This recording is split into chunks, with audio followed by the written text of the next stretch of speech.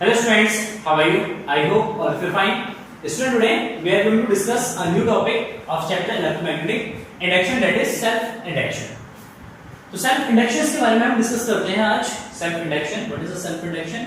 ठीक है, इंडक्शन के बारे में हम डिस्कस कर चुके हैं already. Electromagnetic induction, electromagnetic induction means कि जब किसी कॉइल से या किसी क्लोज्ड लूप से अगर मैग्नेटिक फ्लक्स लिंक करता है, मैग्नेटिक फ्लक्स में चेंज होता है, तो चेंज इन मैग्नेटिक फ्लक्स क्या करता है, आपका एक ईएमएफ इंड्यूस करता है. This phenomena is called as electromagnetic EMF. इसके लिए हमने फैराडेज लॉ पढ़े हैं, लेंज लॉस पढ़े हैं, एंड इसी पे बेस्ड हमने एक इफेक्ट्स पढ़े हैं एडी करंट्स का. ठीक है, एंड नेक्स्ट आज इस वीडियो में हम डिस्कस करेंगे self induction. So now what is the self induction, and इसको डिस्कस करते हैं, देखते हैं self induction. So now let us see. Let us suppose we have a circuit which we have a inductor.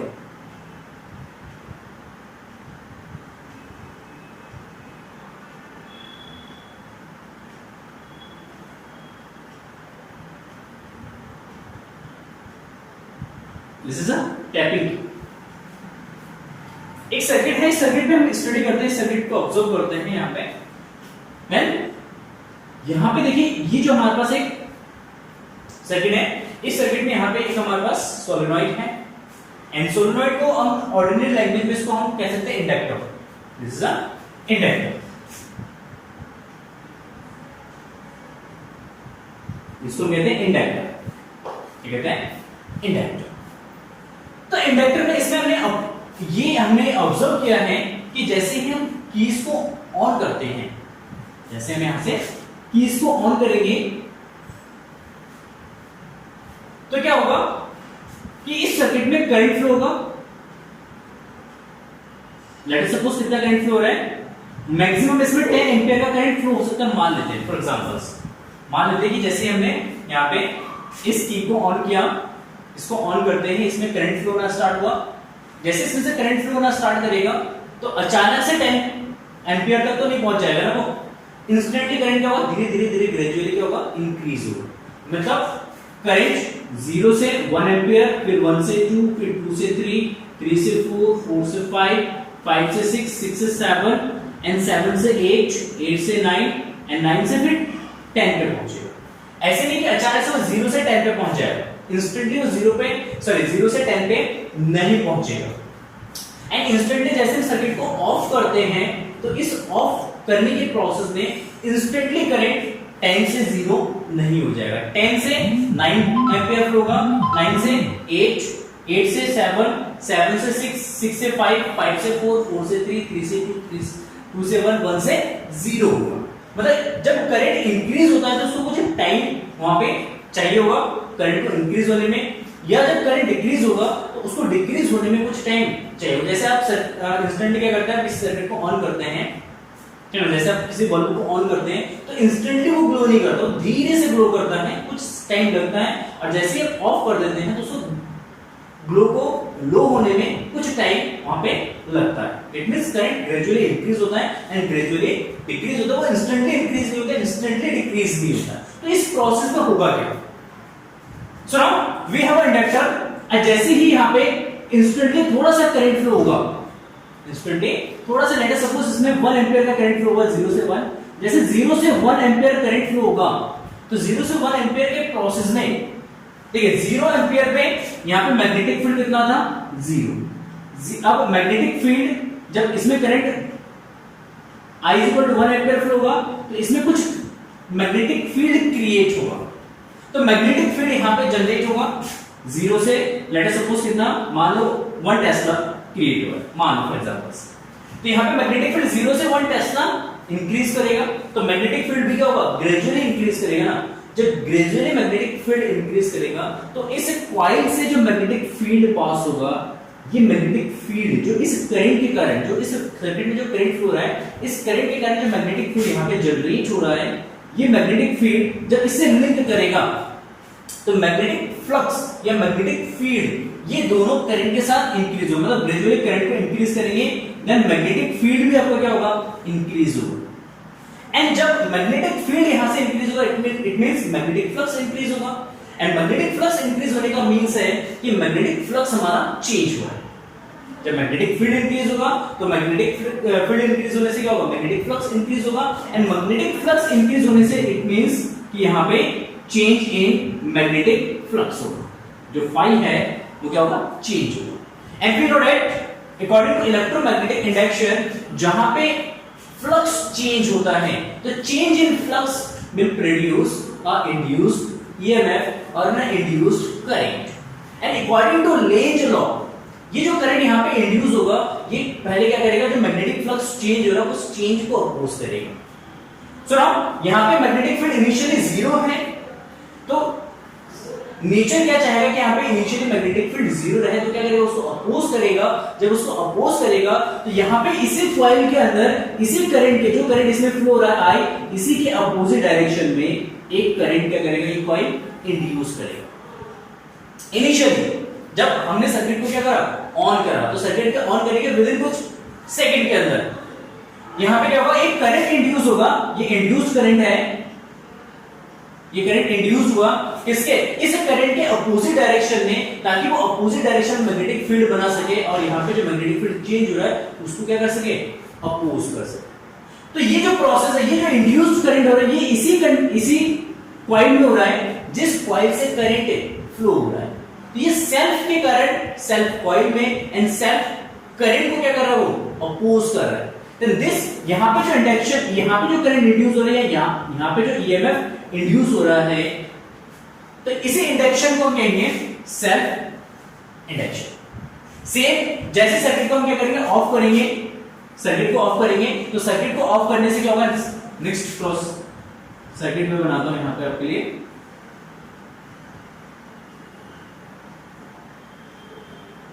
देखिए अब यहां पे जैसे ही सर्किट हमारा ऑन था, यहां पे करंट अब मैक्सिमम लेवल पे है। अब करंट हमारा कांस्टेंट हो गया, करंट फ्लो रहा है, अब इसमें करंट हमारा कांस्टेंट हो, कुछ सेकंड बाद करंट यहां पे कांस्टेंट हो जाएगा, मैक्सिमम हो जाएगा। 10 एम्पीयर करंट फ्लो रहा है, लेट अस सपोज मान लेते हैं 10 एम्पीयर करंट फ्लो रहा है, कांस्टेंटली फ्लो रहा है, हमने कुछ टाइम तक अपने करंट फ्लो कर रहा है कांस्टेंटली। तो यहां पे एक मैग्नेटिक फील्ड बनेगा जो कि एक कांस्टेंट मैग्नेटिक फील्ड होगा। नेचर को कोई दिक्कत नहीं है क्योंकि मैग्नेटिक फील्ड कांस्टेंट है, चेंज नहीं हो रहा है। अच्छा अगेन हम क्या करते हैं, अब यहां पे इस सर्किट को ऑफ कर देते हैं।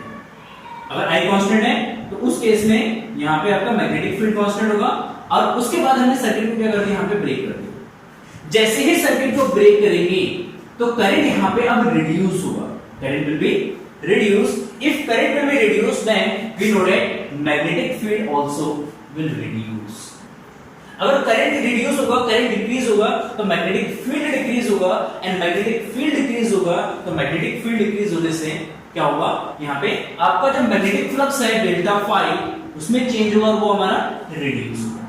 जब मैग्नेटिक फील्ड रिड्यूस हो रहा है तो मैग्नेटिक फ्लक्स रिड्यूस होगा, मैग्नेटिक फ्लक्स रिड्यूस होने का मतलब मैग्नेटिक फ्लक्स चेंज हो रहा है। अब यहां पे जब मैग्नेटिक फ्लक्स चेंज होगा, मैग्नेटिक फ्लक्स रिड्यूस होगा, तो अगेन यहां पे मैग्नेटिक फील्ड चेंज हो रहा है, मैग्नेटिक फील्ड यहां पे चेंज हो रहा है। जब मैग्नेटिक फील्ड चेंज होगा, नेचर चाहेगा कि मैग्नेटिक फील्ड चेंज ना हो, मैग्नेटिक फील्ड कांस्टेंट रहे, जितना था उतना ही रहे, तो क्या करेगा, अब नेचर इसी कंडक्टर के अंदर या इसी हमारे इंडक्टर के अंदर, जो इंडक्टर हमने यूज किया है यहाँ पे, ये कॉइल यूज किया है, इसी कॉइल के अंदर क्या करेगा, अब वो करंट को सपोर्ट करेगा, ईएमएफ को सपोर्ट करेगा, और जिस डायरेक्शन में करंट फ्लो रहा था उसी डायरेक्शन में क्या करेगा, करंट को इंड्यूस करेगा, ताकि दोनों का मैग्नेटिक फील्ड सेम डायरेक्शन में हो। और जब दोनों का डायरेक्शन से दोनों का current magnetic field same direction में हो तो क्या करेगा, कुछ टाइम तक उसको सपोर्ट करता रहेगा।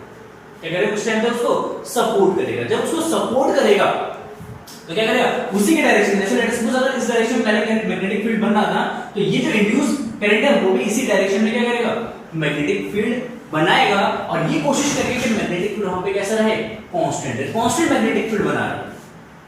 तो ये जो प्रोसेस है कि एक बार जब हम सर्किट को ऑन कर रहे हैं तो वो करंट जब इंक्रीज हो रहा है तो उसको अपोज कर रहा है, उसको रोकने की कोशिश कर रहा है, उसके अपोजिट डायरेक्शन में मैग्नेटिक फील्ड बना रहा है। मतलब यहाँ पे जिसके कारण वो करंट इंड्यूस हुआ है उसी का क्या कर रहा है, वो अपोज कर रहा है, लेंज लॉ यहाँ पे यूज अप्लाई हो रहा है।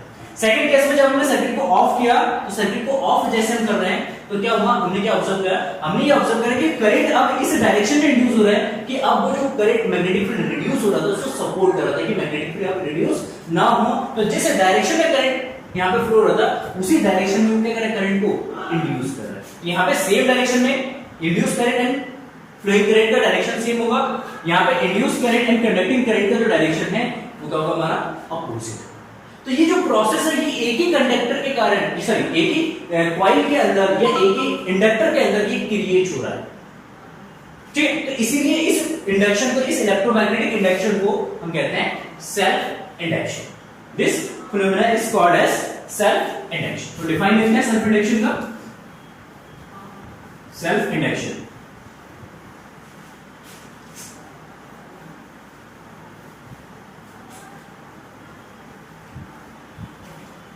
दो से तीन लेक्चर्स और लगेंगे इस चैप्टर में।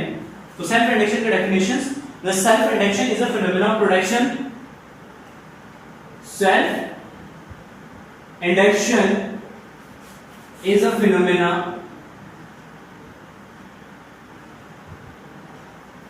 of production of self-induction is the phenomenon of production of induced EMF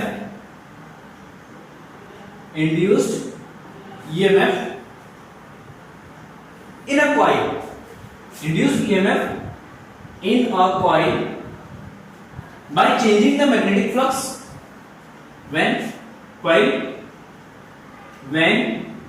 or changing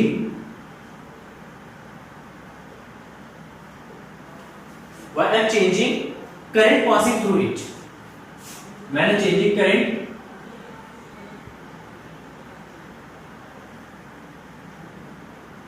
passing through it।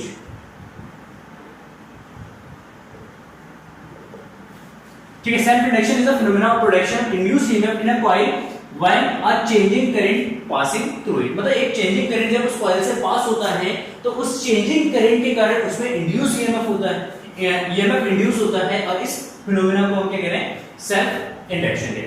Let's take an example, your practical apparatus।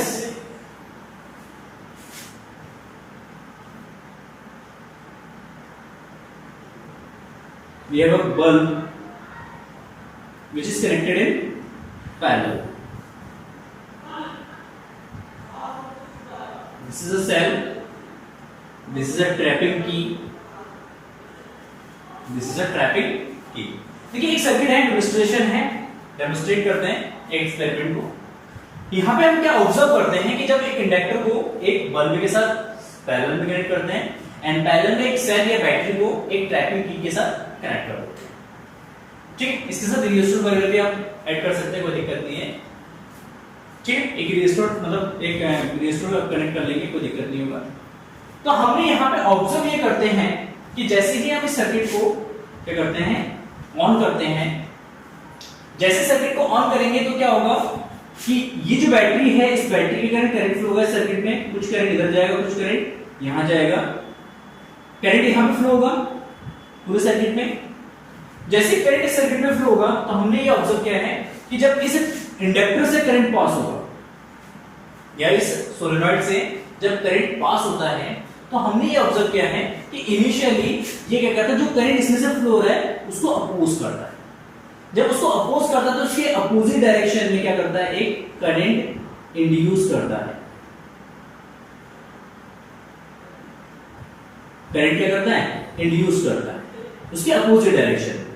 मतलब जो सेल है, इस सेल के ईएमएफ के अपोजिट डायरेक्शन में क्या करता है, वो ईएमएफ जनरेट करता है। इट मींस ये पॉजिटिव है, ये नेगेटिव है, तो इंडक्टर का ये वाला एंड पॉजिटिव हो जाता है और ये वाला एंड नेगेटिव हो जाता है, क्योंकि वो कुछ सेकंड के लिए क्या करेगा, करंट को इंड्यूस करेगा, करंट को रोकने की कोशिश करेगा, तो ये ईएमएफ यहाँ पे जनरेट होगा। तो इस वाले सर्किट में धीरे धीरे करंट क्या होता है, इंस्टेंटली करंट इंक्रीज नहीं होता है, क्योंकि वो जो करंट फ्लो रहा है कंडक्टिंग करंट उसको अपोज करता है। जब उसको अपोज करेगा तो यहाँ पे जो करंट इंड्यूस होगा उसको अपोज कर रहा है, तो धीरे धीरे क्योंकि बैटरी पावरफुल है तो इसलिए क्या करेगा, धीरे धीरे वो करंट को फ्लो कराएगा, और इस सर्किट में जो करंट होगा वो इंस्टेंटली क्या होगा, इंक्रीज होगा, ठीक है। तो जब ये इसमें करंट इंस्टेंटली इंक्रीज होता है एंड यहाँ पे करंट सॉरी ईएमएफ जो है अपोजिट डायरेक्शन में इंड्यूस होता है, तो हमने ये ऑब्जर्व करा है कि जो आपका ये बल्ब है ये धीरे धीरे धीरे धीरे क्या करता है, ग्लो करता है। वो इंस्टेंटली ग्लो नहीं करता है, इसमें जो ग्लोइंग है इसकी ब्राइटनेस जो है वो धीरे धीरे धीरे क्या होता है, इंक्रीज होता है, धीरे धीरे इसलिए इंक्रीज होता है क्योंकि यहाँ पे ईएमएफ इंड्यूस हुआ है, इसके अपोजिट डायरेक्शन में, तो नेट ईएमएफ क्या होता है यहाँ पे कम हो जाता है। लेट अस सपोज ये यहाँ पे अगर ये 10 वोल्ट की बैटरी है और यहाँ पे इसने ईएमएफ जनरेट कर दिया, लेट अस सपोज 5 वोल्ट, कितना, तो 5 वोल्ट, तो इफेक्टिव वोल्टेज कितना होगा, 10 - 5 इज इक्वल टू 5 वोल्ट। तो इसके अक्रॉस वोल्टेज जो होगा कितना होगा, दैट इज 5 वोल्ट। अब ये जो वोल्टेज है 5 वोल्ट से क्या होगा, धीरे धीरे फिर से 10 वोल्ट पे इंक्रीज करेगा। जब वोल्टेज इंक्रीज होगा तो धीरे धीरे आपका बल्ब क्या करेगा, यहाँ पे ग्लो करेगा। ठीक है, अच्छा अब जैसे ही हम सर्किट को अब ऑफ कर दिए, मान लीजिए कि पूरा इसमें करंट फ्लो हो गया, कॉन्स्टेंटली करंट फ्लो हो रहा है, बल्ब कॉन्स्टेंटली ग्लो कर रहा है। अब एट एन इंस्टेंट हम क्या करते हैं, यहां से ट्रैपिंग की से सर्किट को क्या करते हैं, ऑफ कर दो। जैसे ही सर्किट को ऑफ करते हैं तो हमने ये ऑब्जर्व करते हैं या करा है कि इंस्टेंटली आपका जो बल्ब है ये बहुत ही तेजी से क्या करता है, ग्लो करता है, बहुत तेजी से ग्लो करता है। इंस्टेंटली जो बल्ब है आपका ये बहुत तेजी से ग्लो करता है। ये बहुत तेजी से ग्लो करने का रीजन क्या है, रीजन है कि जैसे हम सर्किट को यहाँ पे ऑफ करेंगे, करंट यहाँ पे रिड्यूस होगा, करंट रिड्यूस होगा, तो करंट रिड्यूस होने से क्या होगा कि यहाँ पे फ्लक्स जो है आपका डेल्टा फाई फ्लक्स जो है वो रिड्यूस होगा। फ्लक्स रिड्यूस होगा तो यहाँ पे जो करंट होगा, आप इंड्यूस करंट इसके डायरेक्शन में होगा। अब यहाँ पे जो ईएमएफ इंड्यूस होगा ये पॉजिटिव, ठीक, और ये हमारा क्या जाएगा, सॉरी ये पॉजिटिव और ये नेगेटिव एंड हो जाएगा। तो यहाँ पे जो ईएमएफ इंड्यूस होगा, लेट अस सपोज 5 वोल्ट का ईएमएफ इंड्यूस कर दिया इसने, अगेन जैसे हम सर्किट को ऑफ करा, तो अब इस केस में जो आपका ईएमएफ वो क्या जाएगा, ऐड हो जाएगा 5 + 10 दैट इज इक्वल टू 15। मतलब अब इंस्टेंटली क्या होगा, इस बल्ब के अक्रॉस जो ईएमएफ है वो क्या जाएगा, इंक्रीज हो जाएगा। जब इंस्टेंटली ईएमएफ इंक्रीज होगा तो आपका बल्ब जो है इंस्टेंटली क्या करेगा, बहुत ज्यादा ग्लो करेगा, धीरे धीरे इसकी जो ब्राइटनेस है क्या जाएगा, कम हो जाएगा। ठीक है, तो ये जो प्रोसेस, ये जो फिनोमेना यहाँ पे शो करता है कि यहाँ पे जो कॉइल लगा है, इस कॉइल के कारण जब हम सर्किट को ऑन करते हैं तो बल्ब धीरे धीरे ग्लो करता है। इसका मतलब वो करंट को क्या कर रहा है, अपोज कर रहा है, उसके अपोजिट डायरेक्शन में ईएमएफ इंड्यूस कर रहा है। जैसे हम सर्किट को ऑफ करते हैं तो ऑफ करने के प्रोसेस में हमने देखा कि बल्ब इंस्टेंटली ग्लो करता है एंड आफ्टर दैट धीरे धीरे क्या होता है, इसकी ब्राइटनेस डिक्रीज होता है। तो ये जो फिनोमेना हमें शो कर रहा है ये सर्किट या इस डेमोंस्ट्रेशन सिस्टम में, यहाँ पे एक जो फिनोमेना ऑब्जर्व करने को मिल रहा है, तो यहाँ पे ये जो फिनोमेना है ये इसलिए हो रहा है क्योंकि इन कॉइल में जो है एक ईएमएफ क्रिएट हो रहा है, एक इलेक्ट्रोमैग्नेटिक इंडक्शन यहाँ पे हो रहा है, एंड यहाँ पे जो इलेक्ट्रोमैग्नेटिक इंडक्शन क्रिएट हो रहा है that is known as self induction. अब ये हम किसके लिए रहा है कि जब इसमें करंट क्या हो रहा है, हमारा चेंज हो रहा है। तो ये पॉसिबल है जब हमारा करंट क्या है, चेंजेबल करंट है। ठीक है, चलिए अब देखते हैं सेल्फ इंडक्टेंस। सेल्फ इंडक्टेंस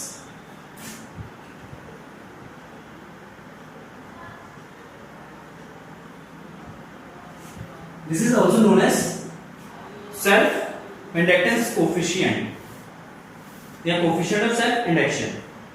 देखिए सेल्फ इंडक्शन कोएफिशिएंट, देखिए जो भी सर्किट है, जो भी हमारे पास सर्किट है, इस सर्किट से जो मैग्नेटिक फ्लक्स लिंक करेगा at an instant which is directly proportional to current.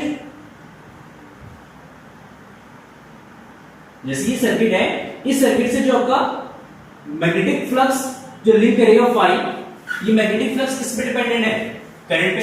जितना ज्यादा करंट यहाँ पे प्रोड्यूस होगा या जितना करंट यहाँ पे फ्लो होगा उसी के रिस्पेक्ट में मैग्नेटिक फील्ड क्रिएट होगा, और मैग्नेटिक फील्ड जितना ज्यादा क्रिएट होगा उतना ज्यादा वहां पे क्या होगा, फ्लक्स होगा। It means flux is directly proportional to current.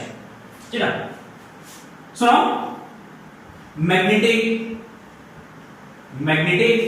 Flux phi is directly proportional to current I। Current I, ठीक है। तो यहाँ पे जो फ्लक्स फाई है वो करंट के प्रोपोर्शनल होगा, क्योंकि करंट जितना ज्यादा फ्लो होगा मैग्नेटिक फ्लक्स उतना होगा, करंट जितना कम फ्लो होगा मैग्नेटिक फ्लक्स उतना लो होगा। So now phi is equal to, यहाँ पे प्रोपोर्शनलिटी साइन आएगा तो यहाँ पे कांस्टेंट आएगा L, कांस्टेंट आएगा L, and where L is the proportionality constant and it is known as the self inductance. Self inductance generally इसको इंडक्टेंस भी बोलते हैं, ठीक है, क्योंकि ये सेल्फ इंडक्शन का क्रिएट हो रहा है, इसको सेल्फ इंडक्टेंस बोलते हैं। ठीक है, या इसको हम कोफिशिएंट ऑफ सेल्फ इंडक्शन भी बोलते हैं, इसको बोलते हैं coefficient of self induction.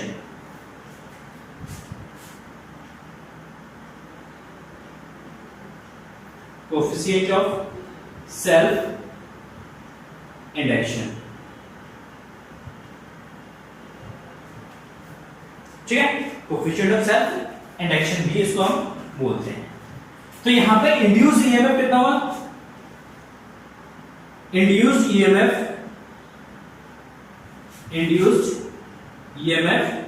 In coil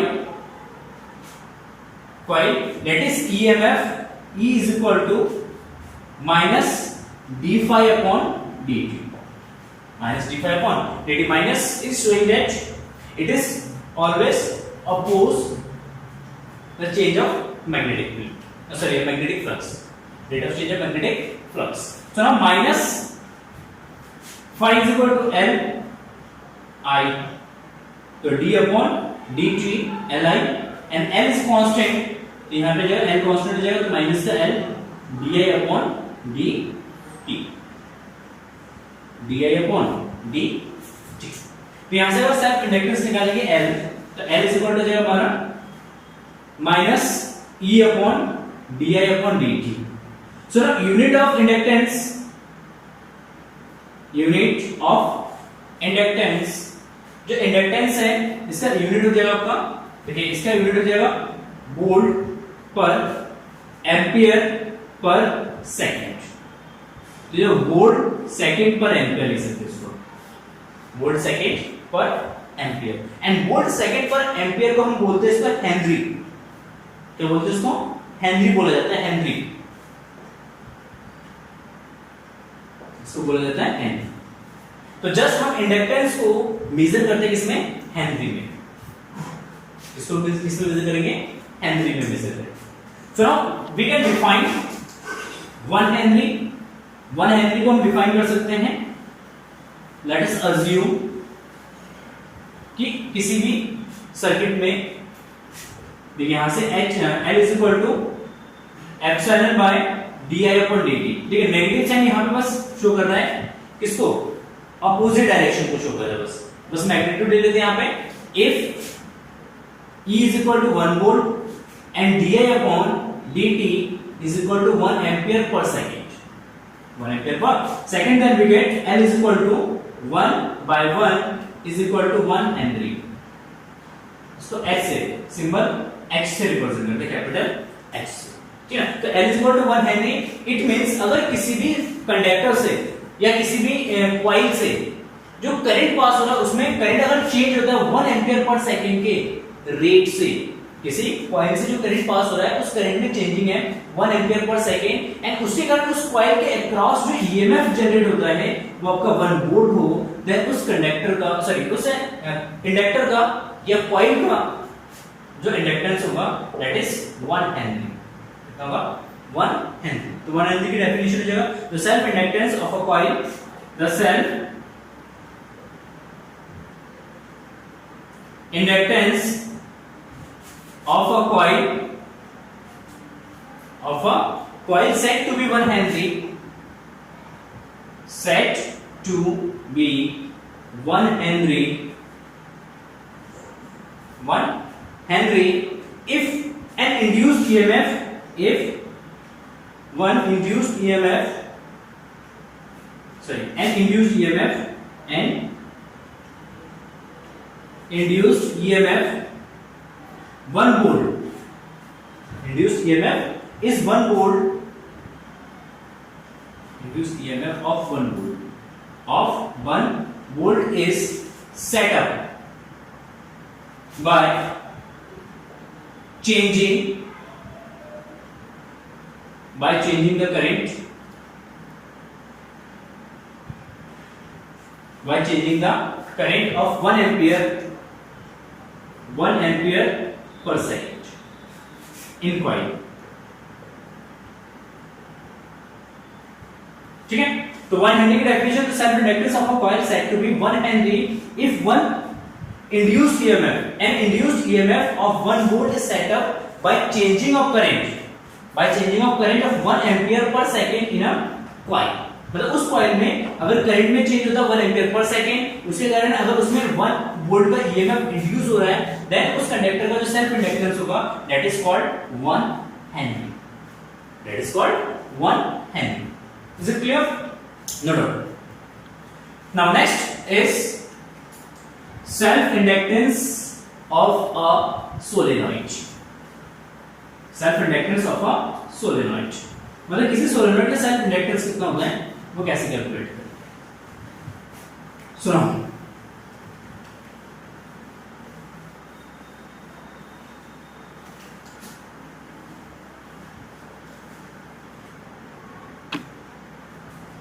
self inductance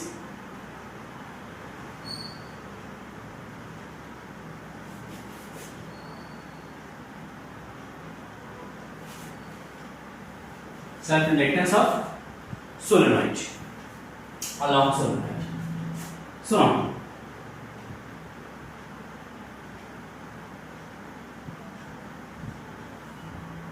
let us suppose we have a solenoid. V volt की बैटरी है प्लस माइनस, एंड इस सोलेनॉइड से मैग्नेटिक फ्लक्स लिंक करेगा जस्ट लाइक दिस, क्योंकि जब इसमें करंट पास करेंगे तो इसके अराउंड क्या बनेगा, एक मैग्नेटिक फील्ड बनेगी just like this.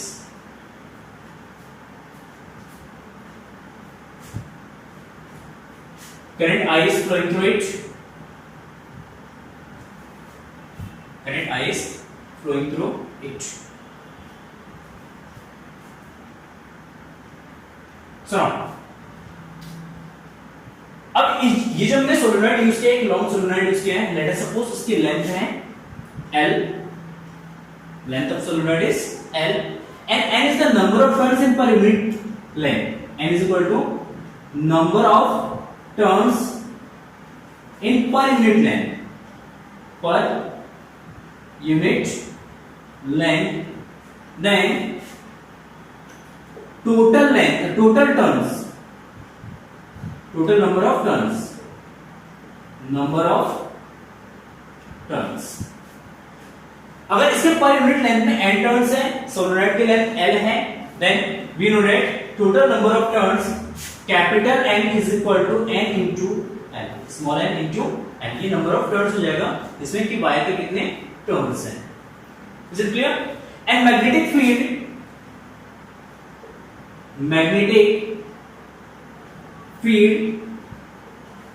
inside the magnet, sorry, inside the solenoid, magnetic field inside the solenoid is equal to B is equal to mu naught Ni. We know that, drive कर चुके हैं हम फिर magnetic effects of electric current में, and we know that किसी भी solenoid के अंदर जो मैग्नेटिक फील्ड होता है that is a uniform magnetic field and it is equal to mu naught Ni. B is equal to mu naught Ni. Then total number of flux which is linked to this solenoid that is equal to total flux, या ऐसे लिखते हैं flux which is linked through one turns. मतलब एक turn से कितना flux link कर रहा है, that is phi is equal to B into A. B into A. A is the area of solenoid, जो solenoid है उसका क्रॉस सेक्शन एरिया जाएगा A, and is equal to mu naught Ni into A. Then the total number of flux which is linked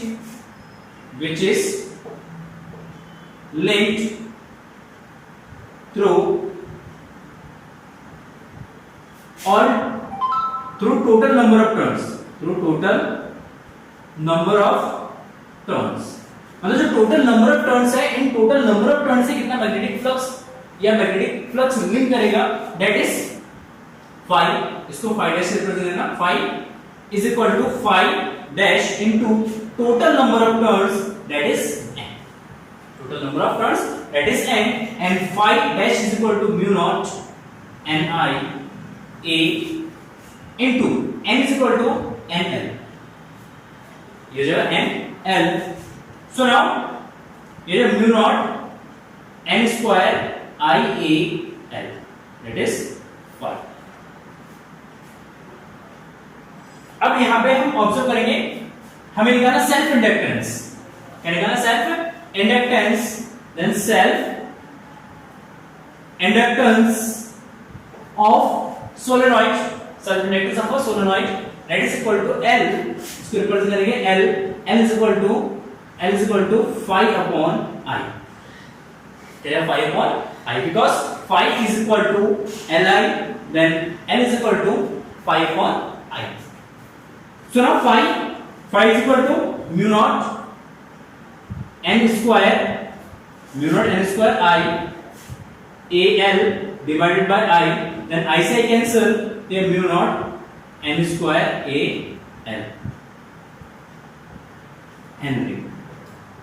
इसमें Henry. So the self inductance of a solenoid maybe depends on its construction. जो self inductance होता है वो किस factors पे depend करेगी? तो self inductance of a coil will be depends on the area of cross sectional of the solenoid, length of the solenoid and number of turns. Number of turns पे depend करेगा, area of cross section पे depend करेगा and length पे depend करेगा इसका. ठीक है, तो factors on which the solenoid या factors on which the self inductance depends, that is first L is depends on area of cross sectional, second L is depends on length of solenoid, and third L is depends on n square, and fourth it depends on the medium inside medium of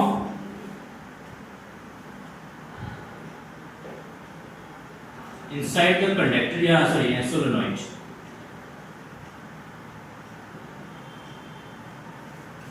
ठीक है, मतलब उस solenoid के अंदर जो medium fielded है वो कैसा मीडियम, एयर है, वैक्यूम है, या कोई दूसरा मटेरियल उसके अंदर फिल कर रखा है, तो उस मीडियम पे डिपेंड करेगा सोलेनॉइड का इंडक्टेंस. सो फोर फैक्टर्स पे डिपेंड करेगा. First is number of turns, area of cross sectional, second is length of the solenoid, third number of turns, and fourth medium which is inside the solenoid. तो ये four factors हो गए.